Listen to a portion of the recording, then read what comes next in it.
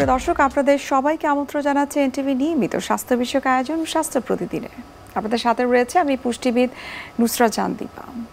দর্শক, শুধুমাত্র বাংলাদেশের প্রেক্ষাপটেই নয়, গ্লোবালিও কিন্তু আমরা দেখতে পাচ্ছি যে যদি কোনো কমন সমস্যা থেকে থাকে কারোর শারীরিকগত অর্থাৎ হাড়জনিত যদি কোনো সমস্যা থেকে থাকে, অর্থাৎ জয়েন্টে ব্যথা, হাঁটুতে ব্যথা, কোমরে ব্যথা, এই ধরনের সমস্যা গেলে কিন্তু সব থেকে বেশি দেখা দেয়। তাদের মধ্যে কিছু কমন যে সমস্যাগুলো হয় পরবর্তী সময়টাতে, সেটি হচ্ছে যে তাদের জয়েন্টে ব্যথা হয় এবং পরবর্তী সময়ে দেখা যায় যে সেটি খুব অ্যাডভান্স লেভেলে চলে যায় এবং তখন তাদেরকে হিপ রিপ্লেসমেন্ট বা নি রিপ্লেসমেন্টের দিকে যেতে হয়।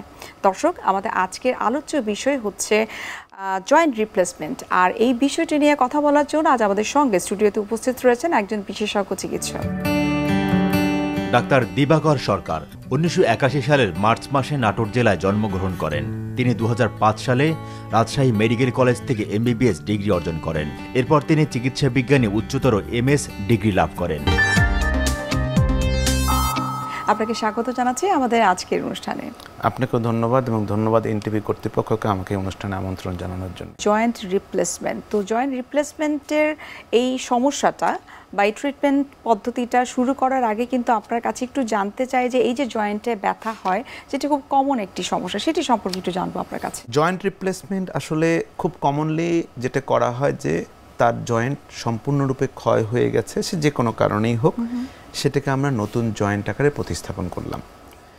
গোটা বিশ্বেই যেটা খুব কমনলি যে দুটো জয়েন্টে করা হয় সেটা হচ্ছে প্রথমে নি এবং হিপ, দুটোই অলমোস্ট সমান।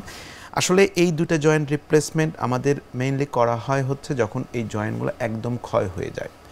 আমি যদি প্রথম প্রসঙ্গে নি জয়েন্টের ক্ষেত্রে আসি, ওয়ার্ল্ড ওয়াইডই নি জয়েন্টের রিপ্লেসমেন্ট খুব বেশি, কারণ অ্যাডভান্স স্টেজে আমাদের হাড়ের যে ক্ষয় অর্থাৎ জয়েন্টের মধ্যে যে ক্ষয় হচ্ছে তার একটা প্রধান জয়েন্ট আক্রান্ত হয়, এটা নি জয়েন্ট সাধারণত মধ্য বয়সের পরে অথবা অ্যাবভ 60 এই জয়েন্টের যে ধীরে ধীরে যে ক্ষয় হতে থাকে, এই ক্ষয় হওয়ার যখন লাস্ট স্টেজে যায় তখন এই রিপ্লেসমেন্টের প্রয়োজন হয়।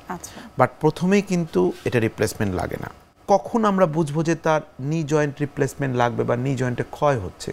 খুব কমন রোগীরা আমাদের কাছে, যারা আমরা অর্থোপেডিক্সে প্র্যাকটিস করি, তারা কিন্তু অনেক রোগী আসে যে স্যার আমার হাঁটুতে ব্যথা। এক্ষেত্রে রোগীরা যখন আমাদের হাঁটুতে ব্যথার কথা বলে, একটু মধ্যবয়স্ক, তাদের কিন্তু একটা এক্সরে করে আমরা আইডিয়া করতে পারি যে এটা তার ক্ষয় হচ্ছে কিনা। এতে ক্ষয় হলে যেটা হয় যে জাস্ট একটা আমরা স্ক্যানোগ্রাম বলি, দাঁড়ায় থেকে অবস্থা একটা এক্সরে, এটা ক্ষয়ের একটা মাত্রা আছে, যে এই মাত্রার উপর বেস করে আমরা আসলে নির্ধারণ করি যে তার আসলে ট্রিটমেন্ট প্রোটোকলটা কি হবে। সেম হিপ জয়েন্টের ক্ষেত্রেও হিপ জয়েন্টের ক্ষয়ের পরিমাণটা কম, হিপ জয়েন্টে খুব বেশি ক্ষয় হয় না। হিপ জয়েন্টে যেটা হয় যে আমাদের কোনো রোগের কারণে হিপ জয়েন্টের মাথা যদি কোনো কারণে মারা যেতে শুরু করে কিংবা কোনো রোগের কারণে হিপ জয়েন্ট যদি ক্ষতিগ্রস্ত হয়, সেই ক্ষেত্রে আসলে হিপ জয়েন্টের রিপ্লেসমেন্টের প্রয়োজন হয়।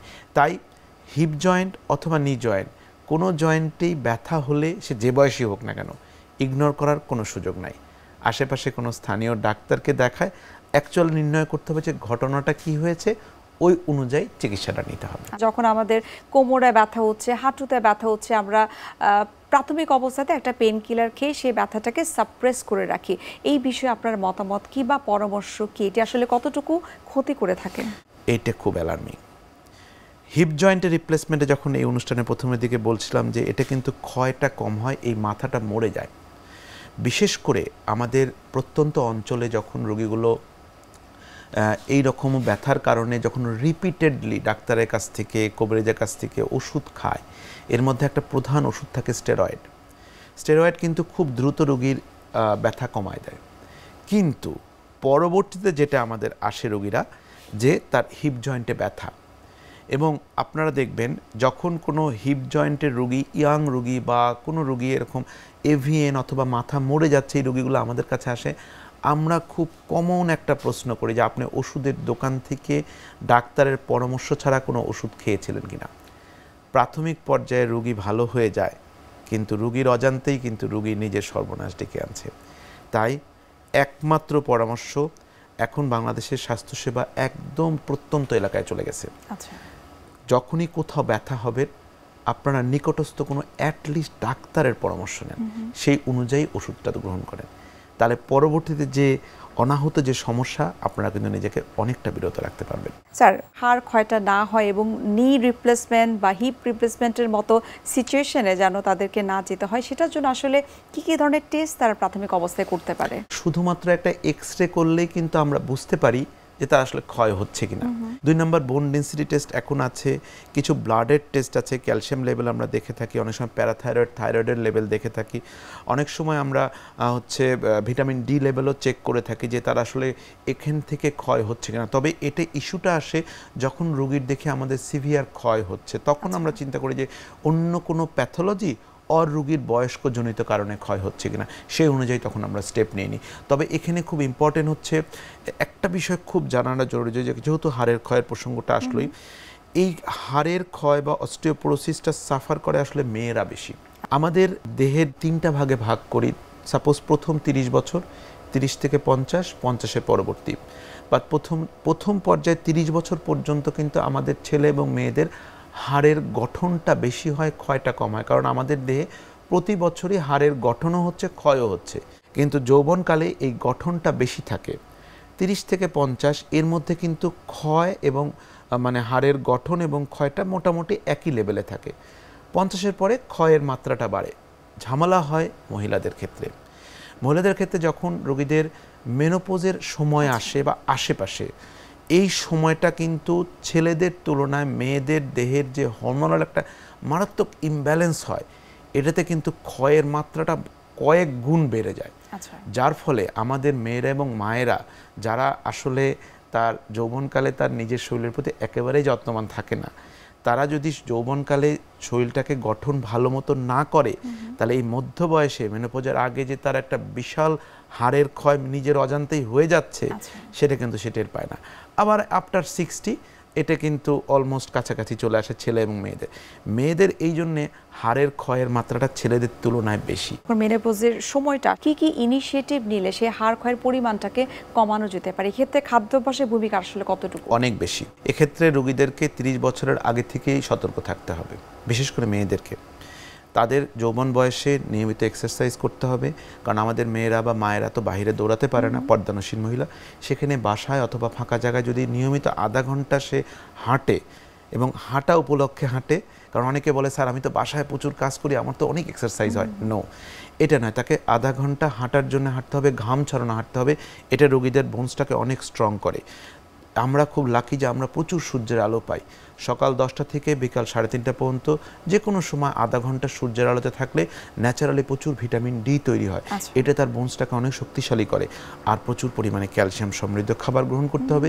সেখানে আমাদের ন্যাচারাল প্রচুর ফ্রুটস আছে, মাছ মাংসের হাড় আছে, পেয়ারা, আমলকি, গাজর, এরকম প্রচুর সবজি পাওয়া যায় যেগুলোতে প্রচুর ক্যালসিয়াম থাকে।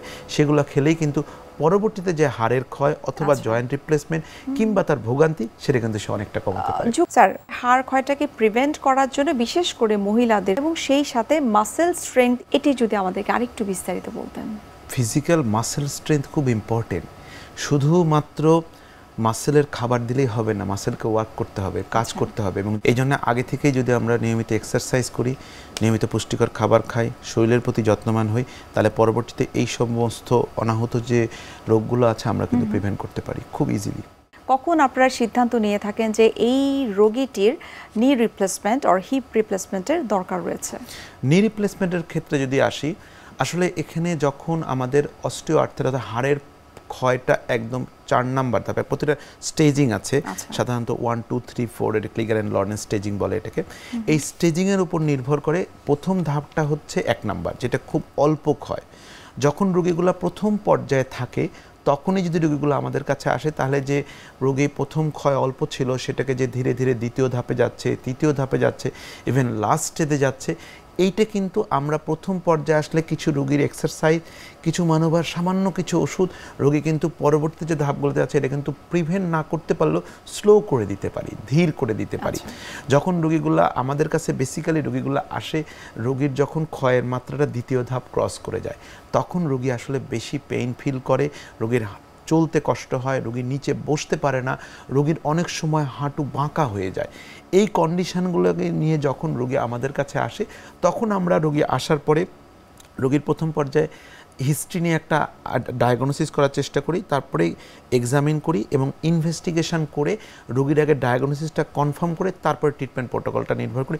নর্মালি টোটাল নি রিপ্লেসমেন্ট বা টোটাল হিপ রিপ্লেসমেন্ট শুনলেই রোগীরা কিন্তু অনেক সময় ভয় পেয়ে যায় যে এটা অনেক বড় অপারেশন, কী করা হবে। ঠিক তা না, যখন রোগীদের ডায়াগনোসিস কনফার্ম হয় এবং এটা একদম সর্বশেষ ধাপে থাকে, সেটা হিপ জয়েন্ট অথবা নি জয়েন্ট যেটার ক্ষেত্রেই হোক, এটা কিন্তু রিপ্লেসমেন্ট করলে রোগী এখন যে কন্ডিশনে আছে রোগীদের কিন্তু পরবর্তী লাইফটা অনেক ইজি হয়।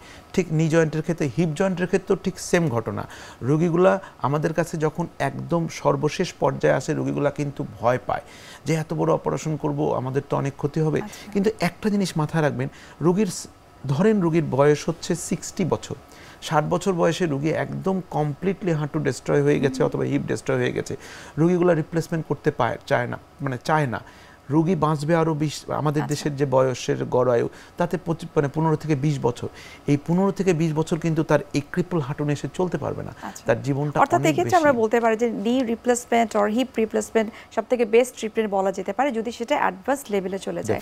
আমরা আরও বিস্তারিত আপনার কাছ থেকে জানার চেষ্টা করবো। এই পর্যায়ে আমরা দেখে নিচ্ছি আমাদের স্বাস্থ্য প্রতিদিনের নিয়মিত আয়োজন, কি খাবেন কেন খাবেন এই সেগমেন্টটি। সুপ্রিয় দর্শক, আপনারা দেখছেন স্বাস্থ্য প্রতিদিন। এই পর্যায়ে আমরা দেখে নিচ্ছি বিভিন্ন খাদ্যের পুষ্টি গুণাগুণ নিয়ে আমাদের পুষ্টিবিদের পরামর্শ। রক্ত আমাদের শরীরে যদি নাই থাকে তাহলে আমরা যে স্বাভাবিক আছি এটি তো থাকা সম্ভব না। আর এই রক্তটাকে যদি ভালো রাখতে হয় তাহলে এই বিশুদ্ধ রক্তের জন্য আমাদের একটু যত্ন নিতে হবে।